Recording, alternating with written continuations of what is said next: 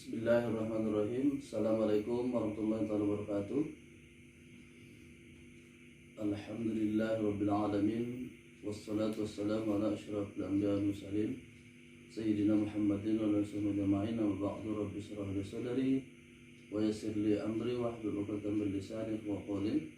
Rabbana ya Allah zidna ilman nafi'a warzuqna fahma wasi'a birahmatika ya arhamar rahimin. Anak sekalian, pertama sekali marilah kita mengucapkan puji dan syukur kehadirat Allah SWT. Berkat rahmat taufik hidayahnya, mudah-mudahan di pagi hari ini kita masih dapat bertemu dalam rangka pembelajaran pertemuan yang ke-10. Sembari kita mengucapkan salawat bersalam kepada Nabi sallallahu alaihi wasallam yang kita harapkan syafaatnya di yaumil akhir kelak, amin ya rabbal alamin. Dan untuk sekalian, sebelum pembelajaran kita sampaikan, mari kita buka dengan pembacaan Bismillahirrahmanirrahim. Dan untuk sekalian, adapun tema pembelajaran kita di pertemuan yang ke-10 ini itu tentang keunggulan sistem pemerintahan khilafah ataupun Islam.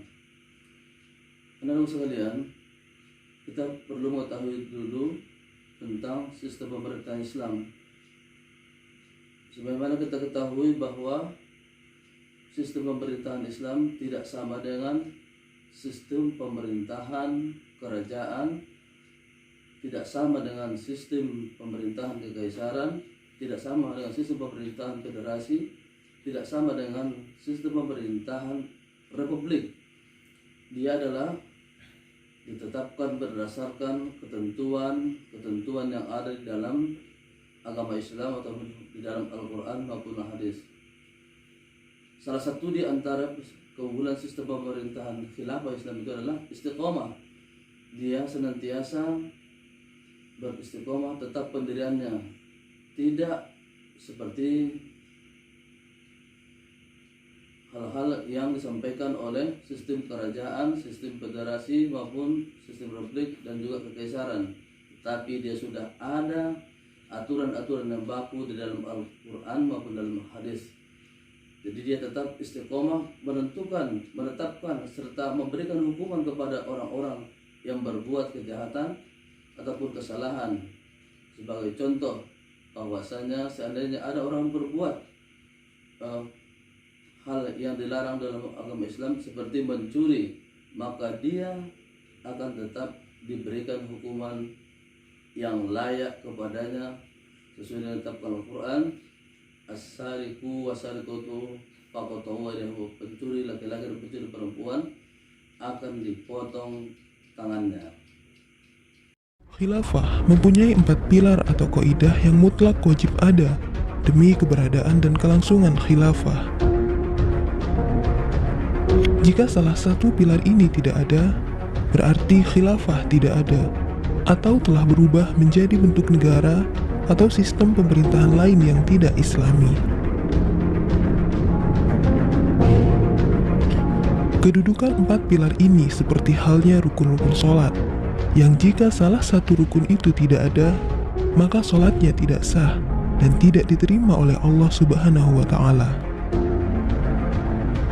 Keempat pilar khilafah itu adalah: pertama, kedaulatan di tangan syariah, bukan di tangan rakyat.